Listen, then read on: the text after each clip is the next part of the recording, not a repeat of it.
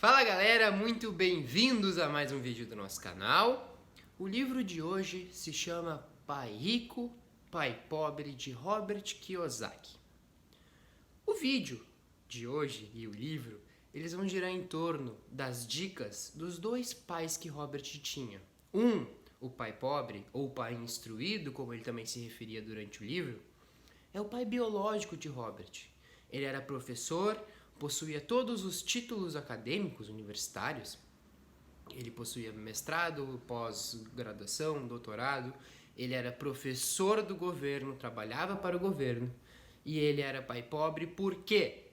Porque ele ganhava dinheiro, gastava dinheiro e nunca sobrava. Ou seja, ele lidou com problemas financeiros durante a vida inteira.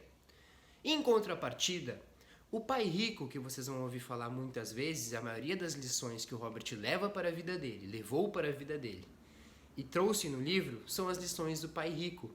Quem é o pai rico, Pedro? O pai rico, na verdade, é o pai do melhor amigo do Robert, o Mike. O pai rico, ele não terminou o ensino médio. Ele não teve um estudo formal, mas em compensação ele é muito inteligente financeiramente. Ele era uma das pessoas mais ricas do Havaí, do estado do Havaí, lá nos Estados Unidos. E ele ensinou a maioria das coisas que o Robert sabe e trouxe nesse livro sobre dinheiro. Beleza? Vamos a algumas lições? Vou trazer algumas lições para vocês e também algumas reflexões. Vamos lá? A primeira: por que a escola não ensina as pessoas a serem ricas? Por alguns motivos. A maioria das coisas que a gente escuta sobre ir à escola dos nossos pais, das pessoas principalmente mais velhas, é: vá para a escola, tire ótimas notas, procure um emprego quando sair da escola, se especialize em alguma habilidade, alguma função e procure um emprego estável. Ponto. Quantas vezes a gente já não ouviu isso, né? Se não for dos nossos pais, de pessoas próximas. O que o pai pobre achava disso? O pai pobre concordava com isso, o pai instruído. Ele achava que o Robert tinha que ir para a escola, tirar ótimas notas, conseguir um emprego estável e deu. Estava feita a carreira do Robert. Só que o Robert passou dos 9 anos até o início da fase adulta aprendendo lições do pai rico, que ele discordava disso. Ou seja, desde cedo o pai rico foi dando lições que o Robert precisava entender, principalmente sobre dinheiro e negócios, se o Robert quisesse ser rico no futuro, e esse já era um desejo dele. Algumas lições, então. A primeira: os ricos não trabalham por dinheiro. O que seria isso, Pedro? Os pobres, principalmente, são movidos a trabalhar por dois desejos. Quais são esses dois desejos? O primeiro é o medo. O medo faz os pobres saírem todos os dias da cama, os pobres de classe média, saírem todos os dias da cama por medo de não ter renda suficiente para chegar no final do mês e pagar suas contas. Aí chega o dinheiro do salário, chega o contra-cheque e eles são movidos pelo desejo. O desejo de gastar esse dinheiro com passivos, que eu vou mostrar para vocês depois, e com supérfluos. Ou seja, eles entram numa corrida dos ratos. Eles ganham, eles têm medo, eles trabalham, eles ganham, eles têm desejo e eles gastam. Eles têm medo, eles ganham, eles trabalham. Eles têm medo, eles trabalham, eles ganham, eles têm desejo e eles gastam. Isso é a famosa corrida dos ratos que o Robert tanto fala durante o livro. Tá, Pedro, mas agora tu tocou num ponto. Como é que eu faço para ser da corrida dos ratos, então, se eu tenho um emprego formal, mas eu ganho muito bem? A grande questão que o Robert fala no livro, ele não tem nada contra tu ter um emprego bom e saudável, um emprego formal, um emprego seguro.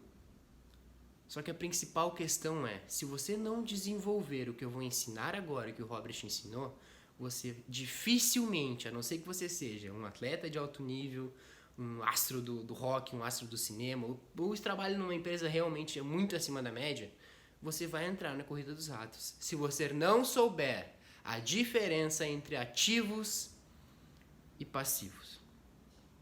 Qual seria essa diferença? Simples. Os ativos, eles colocam dinheiro no seu bolso. Os passivos, eles tiram dinheiro do seu bolso. O principal fato, e agora é um assunto um pouco delicado, um principal exemplo dessa diferença é a casa própria. Principalmente as pessoas de gerações mais antigas, elas sempre tiveram esse desejo da casa própria. E você que tem pais, que tem uma idade um pouquinho menor e tem pais, vocês muitas vezes ouviram esses pais falarem que o importante no futuro, para se sentir seguro, é ter sua própria casa. É o desejo, né? O sonho da casa própria. Mas a casa própria, segundo Robert, eu concordo com ele, é um passivo. E sabe por que ela é um passivo? Porque ela tira dinheiro do seu bolso todo santo mês. Só por isso, a casa própria ela não coloca dinheiro no teu bolso. Ela é uma segurança emocional? Sim. É um desejo? Sim. Só que ela é um passivo, porque ela tira dinheiro do seu bolso todos os meses. Ah, mas Pedro, tá dizendo então que eu não posso ter minha casa própria? Claro que não. Mas essa é a grande lição dos ativos e dos passivos e tem a ver também com a liberdade financeira. Os ricos, eles primeiro compram os ativos. O que são os ativos, Pedro? São ações, investimentos, fundos imobiliários. Eles compram imóveis e alugam. Esses são os tipos, alguns tipos de ativos, eu não vou entrar em detalhes neles agora, que fazem o dinheiro entrar no bolso. Quando esses ativos, esse dinheiro dos ativos, que é o dinheiro que trabalha por eles, eles não trabalham mais nesse dinheiro, entra todos os meses e supre e paga todas as despesas que eles têm durante o mês, eles atingiram a liberdade financeira. A liberdade financeira nada mais é do que eu não precisar trabalhar mais e o dinheiro que eu tenho investido, que retorna a mim todos os meses sem que eu precise trabalhar, ele é suficiente para pagar todas as minhas despesas. Isso é liberdade financeira. E agora, voltando para a casa própria, sabe quando que os ricos compram a casa própria, ou compram um carro caro, ou compram joias, ou compram supérfluos? Sabe quando que eles compram isso? Com o dinheiro dos ativos que eles investiram. Então, esse dinheiro dos ativos que eles investiram vai se tornando cumulativo, quanto mais eles ganham, mais eles investem e vai seguindo essa rota.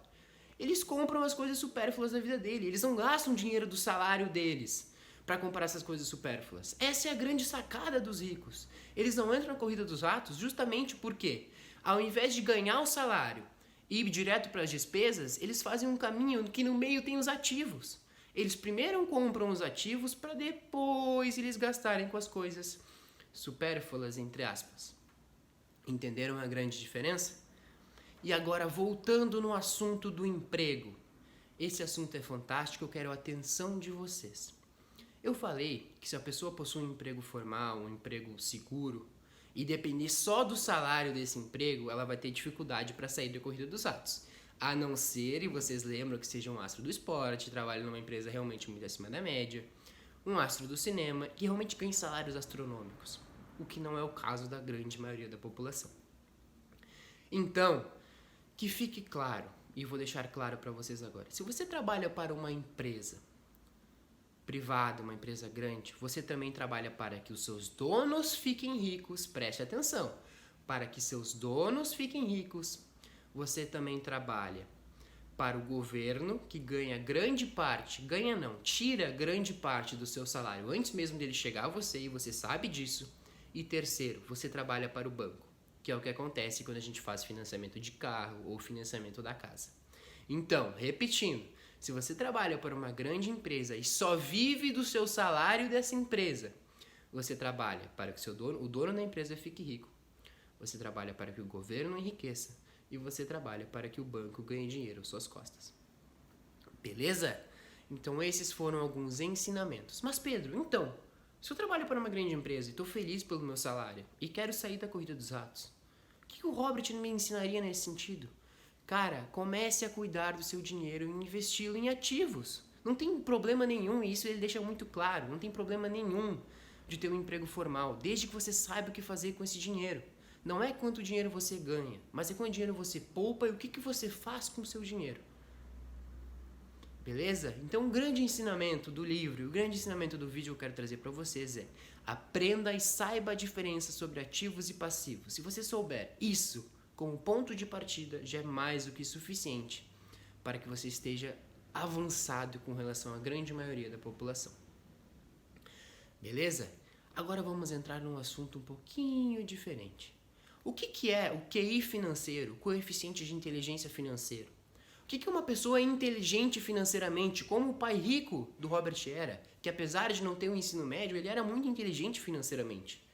A inteligência financeira se dá com base em 4 grandes áreas do conhecimento. Quais são essas 4 grandes áreas? A primeira, contabilidade. é a gente nada mais nada menos saber ler os números, e sabendo ler os números, a gente vai entender os pontos fortes e fracos dos negócios. Então a primeira é contabilidade. A segunda é investimentos. Como eu falei para vocês, investimentos é a arte do dinheiro que faz dinheiro, do dinheiro que transforma em dinheiro. A terceira, conhecimento de mercado. O que é o conhecimento de mercado? É a gente saber os detalhes do mercado, saber os detalhes técnicos do mercado, o que vende, o que não vende. Então, conhecimento de mercado é o terceiro. E o quarto é a lei. As pessoas que não conhecem a lei, elas acabam adquirindo grandes desvantagens financeiras. Então, esses são os 4 componentes, as 4 grandes áreas que transformam uma pessoa com QI financeiro alto, ou seja, uma pessoa inteligente financeiramente. E agora entramos na última parte do vídeo, que é uma parte que particularmente eu gosto muito e acho que vocês vão se identificar também. Os ricos, eles trabalham para aprender, não por dinheiro. O que seria isso? Os ricos, eles adquirem um emprego pensando em habilidades que vão transformar eles em ricos no futuro, vão deixá-los mais ricos no futuro. Exemplos de habilidades assim, gestão de pessoas. E a gente sabe que quanto mais robotizado, quanto mais a tecnologia vai entrando no nosso mundo e vai crescendo, e está crescendo exponencialmente, principalmente depois da pandemia, ou a gente ainda está na pandemia, ou durante essa pandemia, a maioria dos empregos, ou grande parte dos empregos que os humanos ocupam hoje, vão ser ocupados por robôs no futuro. E uma das coisas que os robôs não podem fazer é a gestão de pessoas, é cuidar de pessoas, entender pessoas, se comunicar com pessoas. Então uma habilidade chave para isso é a gestão de pessoas. Outra coisa, fluxo de caixa. A gente precisa entender de onde o dinheiro vem e para onde ele está indo. Essa é outra habilidade importante. Mais uma habilidade importante, vendas. E a gente tem muito preconceito com vendedores. Só que vendas, independente da sua área de atuação, é uma coisa fundamental. Você precisa aprender a vender, ou a si próprio, a sua própria carreira, ou o produto que você faz, ou as suas ideias. Então eu citei 3 grandes habilidades que os ricos se preocupam, ao invés de o que faz a maioria dos pobres da classe média, trabalharem única e exclusivamente para pagar suas contas no final do mês. Ou seja, os pobres e a classe média pensam assim no final do mês, eles precisam pagar suas contas. E os ricos pensam em trabalhar para adquirir habilidades que no futuro vão fazer eles se tornarem mais ricos ou enriquecerem. Beleza? Então eu trouxe hoje alguns ensinamentos desse livro, que realmente é um livro fantástico. É um pontapé inicial para quem não sabe nada de finanças e quer saber um pouco mais. Leia esse livro, é realmente fenomenal. Espero que vocês tenham gostado, que vocês tenham curtido.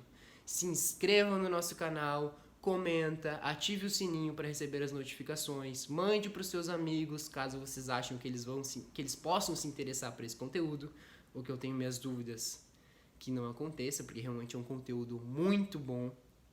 Então, conto com vocês para conseguir dar essa continuação para o nosso canal, que ainda bem está crescendo bastante. Então, muito obrigado pela companhia de todos. Grande abraço.